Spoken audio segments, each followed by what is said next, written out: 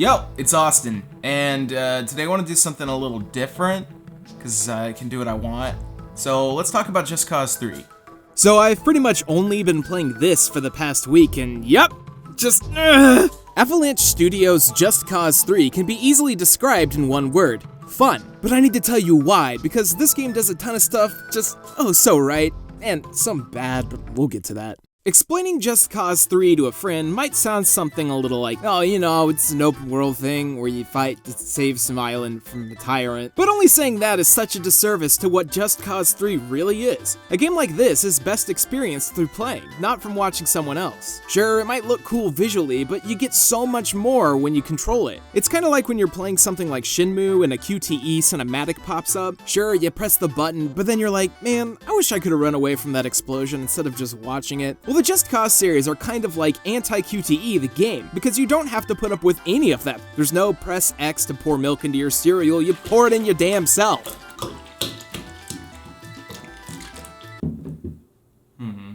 So if you've played one of the first two installments in the franchise, you know pretty much what to expect. You take control of Rico Rodriguez, international badass, shoot the things while flying around, liberate enemy bases, pull off insane stunts, be the action movie star you've always dreamed of being. It's kinda like exactly the same as the last game. So if you didn't like that, then, well, I don't know what to tell you. It's pretty repetitive. But now we're gonna go a whole level deeper with the wingsuit. At any time during free falling or parachuting, you can now press Y to spread your arms and fly. What does this do to the gameplay? Everything! Not on my island.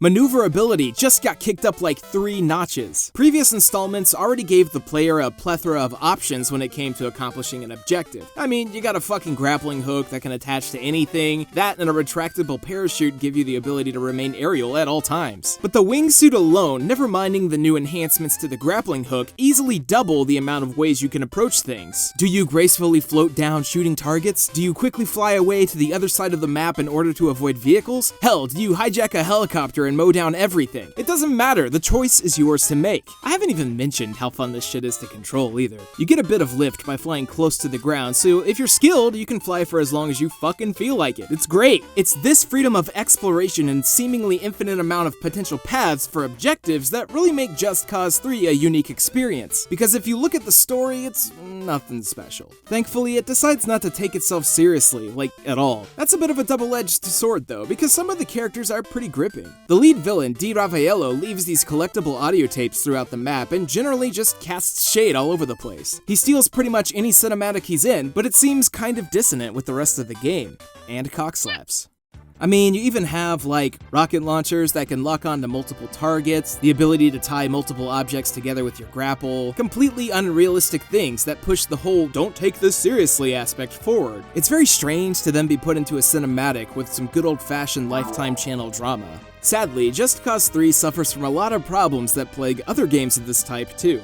On the PC version, which is what I'm playing, optimization isn't quite there yet. Thankfully, my system's able to handle it, no big deal, but from others I've seen less, desirable results. While optimization is something that always works itself out with time, if you're interested in picking it up now, it's definitely worth seeing how it runs on similar systems to yours. There are a ton of reports of the PC version being frankly unplayable. Rico and Medici are gorgeous, and that's gonna require some high-end systems. Hopefully, Avalanche Studios can further optimize the game in time. Also, Squeenix implemented this online system that forces you to log in every time you launch the game. This connects you to a leaderboard that actually works actively in-game. Certain feats like highest distance climbed in one parachute or longest duration of a single wingsuit are scored, pitting you up against other players in real time. You'll also see it when you compete in the little gear mod challenges, which are essentially the side missions here. Each challenge can earn you potentially 5 gears, which are used to upgrade Rico. This is actually a neat little system, when it works.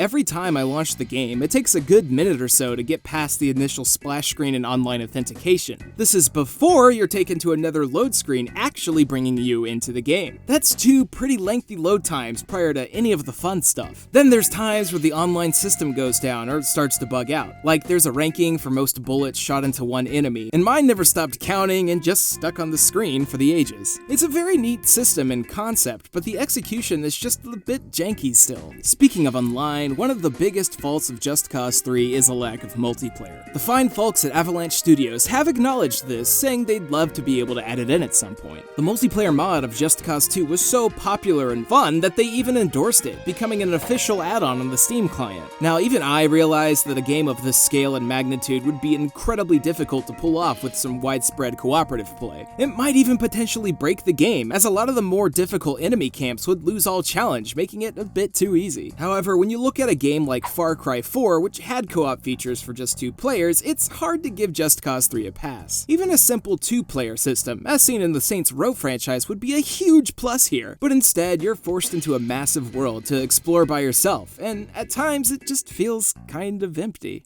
Also, the vehicles suck. Like, just any kind of land vehicle. They don't control well at all. Anytime you're forced to do them for a mission or a challenge, it ends up being a severe low point for the game. Specifically, boats and motorcycles are just a pain in the ass to control. Coming off a game like Saints Row, it's very jarring, as this feels kinda gross.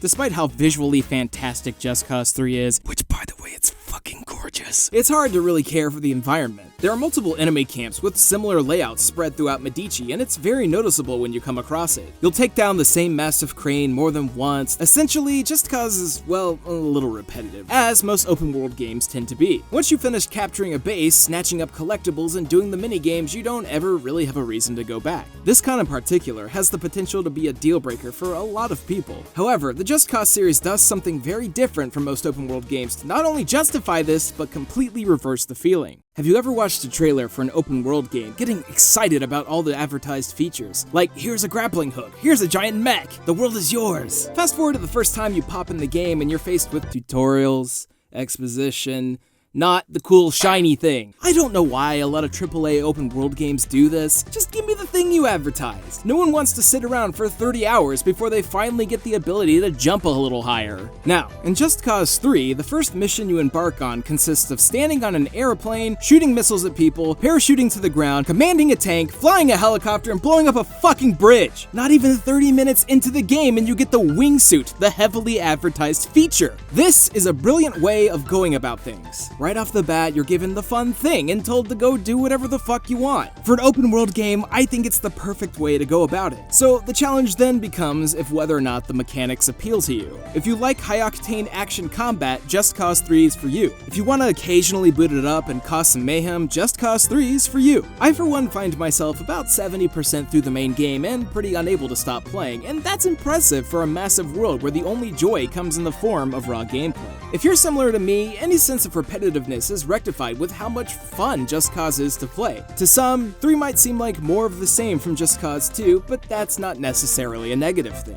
I mean, what other game lets you hijack a fucking helicopter mid-flight? Well, besides Mercenaries 2 and Deadpool. Fuck, just play it! But if I'm gonna be blunt, the only thing keeping it from Game of the Year status is the distinct lack of any cooperative play. And hopefully, we'll see that in time.